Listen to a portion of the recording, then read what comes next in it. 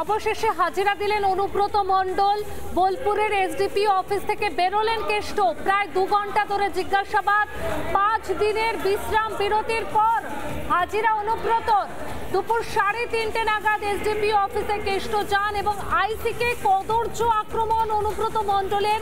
কেষ্টকে থানায় তলব করে পুলিশ। 2 বার তিনি হাজিরা এড়ান এবং অবশেষে দেখা গেল তিনি হাজিরা দিলেন। বোলপুরের এসডিপি অফিস থেকে বেরোলেন কেষ্ট। প্রায় 2 ঘন্টা ধরে জিজ্ঞাসাবাদ, এক্সক্লুসিভ সেই ছবি দেখতে পাচ্ছেন এই মুহূর্তে। 2 ঘন্টা ধরে জিজ্ঞাসাবাদ চলে। 5 দিনের বিশ্রাম বিরতির পর হাজিরা দিলেন অনুব্রত মণ্ডল। যে প্রশ্ন বারবার উঠছিল, একাধিক জামিন অযোগ্য ধারায় মামলা দায়ের হয়েছে, তারপরেও কেন অনুব্রত মণ্ডল গ্রেপ্তার হচ্ছে না, এই প্রশ্নের মধ্যে আরো যে প্রশ্নটা উঠছিল যে কেন তিনি হাজিরা দিচ্ছিলেন না। অবশেষে দেখা গেল আজকে তিনি হাজিরা দিলেন। বোলপুরের এসডিপি অফিস থেকে বেরোলেন কেষ্ট মণ্ডল। প্রায় 2 ঘন্টা ধরে জিজ্ঞাসাবাদ, 5 দিনের বিশ্রাম বিরতির পর হাজিরা অনুব্রত মণ্ডলের। দুপুর 3:30 নাগাদ এসডিপি অফিসে যান কেষ্ট মণ্ডল। আইসিকে কদর্য ভাষায় আক্রমণ, একদম পরিবার তুলে।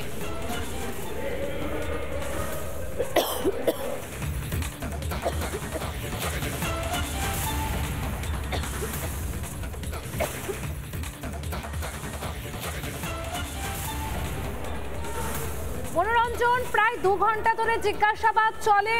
বেরিয়ে এলেন কেষ্ট মণ্ডল। ঠিক কি কি জানতে পারছো এই মুহূর্তে? কি কি জিজ্ঞাসা করা হয় তাকে?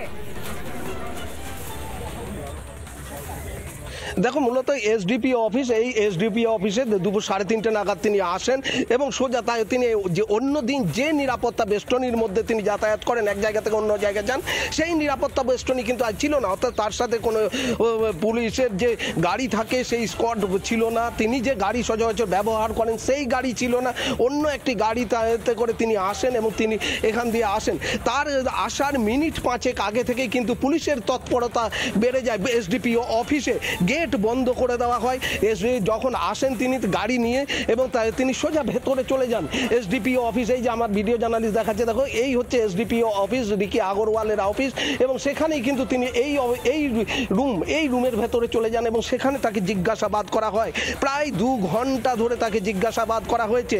যে ফোন তিনি করেছিলেন সেখানে তিনি আইসির উদ্দেশ্যে অশালীন ভাষা প্রয়োগ করছেন বলে অভিযোগ উঠছে।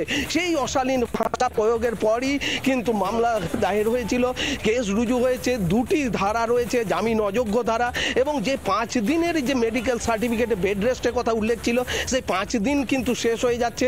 তার আগেই হঠাৎই তিনি হাজির হন এবং তাকে জেরা করা হয়েছে, জিজ্ঞাসাবাদ করা হয়েছে। এসডিপিও যেহেতু নিজে তদন্তকারী অফিসার, সুতরাং তিনি তাকে জিজ্ঞাসাবাদ করেছেন এবং যখন তিনি তাকে জিজ্ঞাসাবাদ করা হচ্ছিল তখন এই যে এসডিপিও অফিস চত্বর, এই অফিস চত্বর পুরো নিরাপত্তার বেষ্টনীতে কার্যত নিশ্চিদ্ধ নিরাপত্তার বেষ্টনী বলা উচিত, সেই নিশ্চিদ্ধ নিরাপত্তা বেষ্টনীতে করে দেওয়া হয়েছিল যাতে কোনো রকম নিরাপত্তায় ফাঁক ফোকর না থাকে।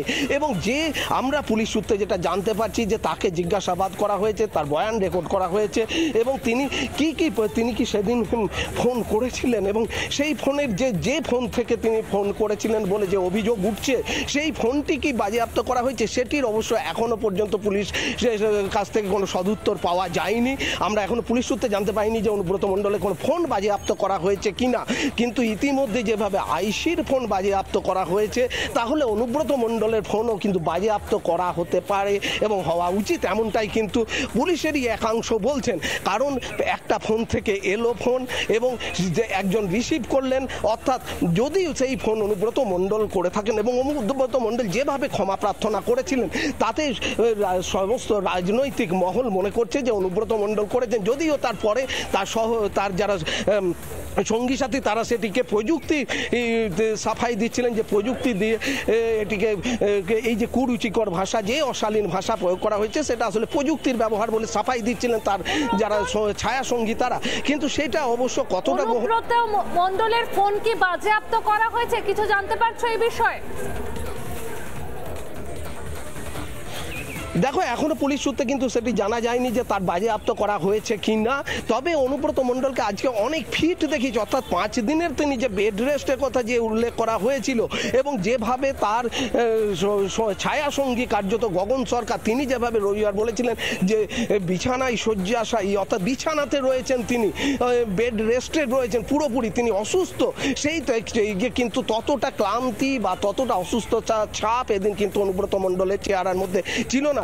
তিনি বেরিয়ে এলেন 2 ঘন্টা জেরা শেষে, তিনি এই রাস্তা দিয়ে এই দরজা দিয়ে বেরিয়ে এলেন এবং এই গেট দিয়ে বেরিয়ে এসে আস্তে কিন্তু এই সামনে জায়গাতে এখানটাতেই কিন্তু কালো গাড়িটি এসে দাঁড়ালো।